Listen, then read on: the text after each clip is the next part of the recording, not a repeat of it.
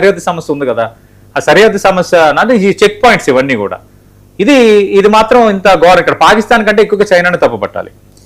సరే, ఇక పశ్చిమాసియాలో మళ్ళీ ఉద్రిక్తత పరిస్థితులు అయితే నెలకొన్నాయి. ఇరాన్లోని సైనిక స్థావరాల మీద అమెరికా దాడులు చేయడం, ఇరాన్ కూడా ఏమాత్రం వెనక్కి తగ్గలేదు, విడిచిపెట్టేది లేదు అని చెప్పేసి అమెరికా కూడా వార్నింగ్ ఇచ్చింది. సో ఈ పరిణామాల నేపథ్యంలో మళ్ళీ చమురు సరఫరా ఏదైతే ఉందో దీని మీద మళ్ళీ కొత్త కష్టాలు మొదలయ్యే పరిస్థితి కనిపిస్తోందా? ఖచ్చితంగా కష్టాలు, మళ్ళీ ఆల్రెడీ కష్టాలు ఉన్నాయి. అయితే మనకున్న రిజర్వ్స్ నేపథ్యంలో కొంత మనం సస్టైన్ చేసుకుంటూ వచ్చాము. అంతర్జాతీయంగా ఎదురవుతున్న సవాళ్ళ నేపథ్యంలో ఈ మధ్యకాలంలో పెట్రోల్ డీజిల్ ధరలు కూడా మనం పెంచాల్సి వచ్చింది. అయితే కొరతకు సంబంధించి కొంత సమస్య లేకపోయినా ఈ సమస్య మరింత పెరిగిపోతుంది అనేది మనకు అర్థమైపోతుంది పిక్చరు. ఎందుకంటే ఇప్పుడు ఈ యుద్ధము, ఈ వాతావరణం మళ్ళీ మొదటికి వచ్చింది, స్టార్ట్ అయింది, ఒక తీవ్రతకు చేరుకుంది, మళ్ళీ కొంత సమస్య పోతోంది. మధ్యలో తాత్కాలిక శాంతి ఒప్పందం అన్నారు, పాకిస్తాన్లో అంతకుముందు చర్చలు అన్నారు, ఇలా రకరకాలు అన్నీ జరిగాయి. ఇక్కడ ఏంటంటే మనం మామూలుగా ఒకటి అంటాం, 2 నాలుకల ధోరణి అంటాం. కానీ ట్రంప్ అనే వ్యక్తికి, అమెరికా అధ్యక్షుడికి 10 నాలుకలు ఉన్నాయండి. ఒక నాలిక మాట్లాడి 10 నిమిషాలు కాకముందే 10వ నాలిక వేరే మాట మాట్లాడుతుంది ట్రంప్ విషయంలో. ఇక్కడేమో ఇజ్రాయిల్ ఇరాన్కి సంబంధించి కొంత ఇష్యూ టచ్ నడుస్తుంటే బెంజమిన్ నెతన్యాహును బెదిరించి ఎందుకు మీరు యుద్ధం చేసుకుంటారు, కొంచెం గందరగోళం చేసుకోవద్దు అంటూ చెప్పిన వ్యక్తి. But at the same time Hormuz straight దగ్గర ఇరాన్కి సంబంధించి ఇదే అమెరికా హెలికాప్టర్లు మళ్ళీ వెళ్తాయి. వాళ్ళ భూభాగంలోకి హెలికాప్టర్లు వచ్చేటప్పుడు, లేదంటే వాళ్ళ భద్రత పరంగా ఇరాన్ ఎందుకు ఊరుకుంటుంది? అపాచీ హెలికాప్టర్ని కూల్చేసింది, మొన్న జరిగింది అదే కదా. ఈ హార్మోజ్ సమీపంలో అమెరికా ఆర్మీ వాళ్ళ అపాచీ హెలికాప్టర్ని ఇరాన్ పేల్చేసిన తర్వాత మళ్ళీ అమెరికా ఒక ప్రతీకారానికి గురై ఇప్పుడు ఏం చేసిందంటే డైరెక్ట్గా ట్రంప్ హెచ్చరికలు జారీ చేశాడు, ఇక తేల్చుకొని ఇరాన్ కూడా మరి నువ్వు ఎక్కువగా రెచ్చగొడుతున్నావు, ఇప్పటికే ఓడిపోయావు, ఇంకా ఓడిపోతావు, ఇంకా వాడిపోతావు అంటూ హెచ్చరికలు జారీ చేసింది. ఇప్పుడు ట్రంప్ చేసిన ఒక ప్రకటన కీలకమైంది. ట్రంప్ ఏమన్నాడు, లేదు ఇంకా మరి ఇంకేం లేదు, ఇక శాంతి ముగిసింది, శాంతి లేదు, ఏమీ లేదు, భ్రాంతి లేదు, శాంతి కదా ఇదంతా ఒక భ్రాంతి, ఇంత ముగిసిపోయిందని ఇక ట్రంప్ ఒక ప్రకటన చేసిన పరిస్థితి ఉంది.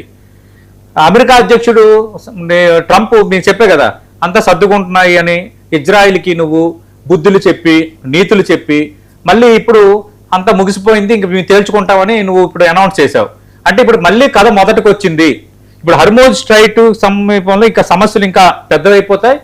ఇరాన్ విదేశాంగ మంత్రి అబ్బాస్ కూడా అమెరికాకు హెచ్చరికలు జారీ చేసిన వాతావరణంలో ఇప్పుడు హార్మూజ్ల పరిస్థితి ఆందోళనకరంగా మారింది. ఖచ్చితంగా ఇప్పుడు మనకి రావాల్సిన హార్మూజ్ స్ట్రైట్ ద్వారా రావాల్సిన ఈ ఆయిల్ నిల్వలకు సంబంధించిన ట్యాంకర్స్, అవి ఉన్న ఈ నౌకలు రావటం అనేది మరింత కష్టసాధ్యం అవుతుంది.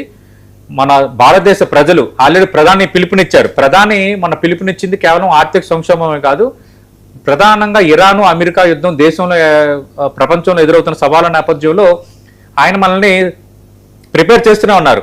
ఈ సంవత్సరం కొంత ఇబ్బందులు ఉంటాయి, మీరు ఆడంబరాలు తగ్గించుకోండి, ఖర్చులు తగ్గించుకోండి, పెట్రోల్ డీజిల్ వాడకం తగ్గించుకోండి. ఇవన్నీ ఎందుకు చెప్తున్నారు? ప్రైమ్ మినిస్టర్ చెప్పారంటే ఇట్స్ ఇండికేషన్. దానికి తగ్గట్టుగానే పెట్రోల్ డీజిల్ మనందరం క్యూ కట్టాం, గందరగోళం అయింది, తర్వాత కొంచెం తీవ్రత తగ్గింది. ఈ మధ్యకాలంలో కొంత పెట్రోల్ డీజిల్ ధర పెరిగాయి. గ్యాస్ కూడా కొంత భయానికి గురైనా గ్యాస్ బుక్ చేసిన వారం రోజుల్లోనే వస్తుంది. మన నాకైతే వారం రోజుల్లోనే వచ్చింది, చాలా మందికి వస్తుంది అనుకుంటున్నా. ఆ సమస్య అంతా సమసిపోయింది, సరేలే అంతా సర్దుమణుగుతోంది, అక్కడ తాత్కాలిక శాంతి ఒప్పందం అన్నారు.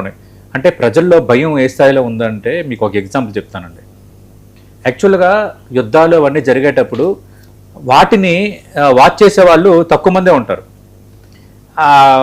మరీ ఇంట్రెస్ట్ అయితే చూస్తారు. కానీ ఇప్పుడు ప్రతి ఒక్కరు కూడా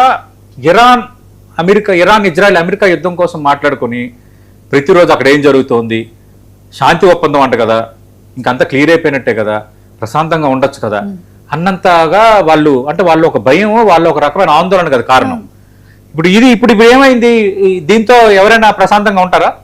ఇక శాంతి లేదు, అంత భ్రాంతి అని ట్రంప్ ఒక అనౌన్స్మెంట్ చేసిన తర్వాత ఇప్పుడు హార్మూజ్ స్ట్రైట్ దగ్గర పరిస్థితి మరింత ఉద్రిక్తంగా మారిన తర్వాత మిగతా వచ్చే అవకాశం ఉంటాయా? ఆటోమేటిక్గా అన్ని దేశాలతో పాటు మనకు కూడా పెట్రోల్ ఉత్పత్తులకు సంబంధించి, గ్యాస్కి సంబంధించి సమస్యలు ఎదుర్కోబోతున్నాయి. ప్రజలకు మనం యాజ్ ఏ బాధ్యత కలిగిన మీడియా ఛానల్గా మనం అపీల్ చేయాలి. మీరు పెట్రోల్ డీజిల్ వాడకాన్ని తగ్గించడం, గ్యాస్ వాడకాన్ని తగ్గించడం, ప్రత్యామ్నాయాలను పెంపొందించుకోవడం. గతంలో కూడా 1990 అపీల్ చేసింది, ఇప్పుడు కూడా అపీల్ చేస్తున్నాం. అన్నిటికీ సిద్ధమై ఉండాలి. ఆర్థిక పరంగా కూడా కొన్ని సవాళ్ళు ఎదురు కావచ్చు కాబట్టి ఖర్చులు తగ్గించుకోండి. అన్నిటికీ సిద్ధంగా ఉండి మెంటల్లీ ప్రిపేర్ అయితే మాత్రం మనం ఈ సమస్యని ఈజీగా కెట్టినే అవకాశం ఉంది.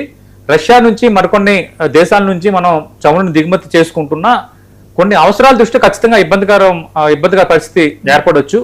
రెండోది, బంగారం కూడా కొనుగోలు తగ్గించమని మోడీ ఎందుకు చెప్పారంటే ఈ విదేశీ మారక ద్రవ్యంకి సంబంధించి ఆయన ఒక ఇండికేషన్ ఇచ్చారు. ఎందుకంటే ఆర్థిక వ్యవస్థ పరంగా కూడా కొంచెం ఇబ్బందులు ఎదుర్కొంటున్నాం మనం.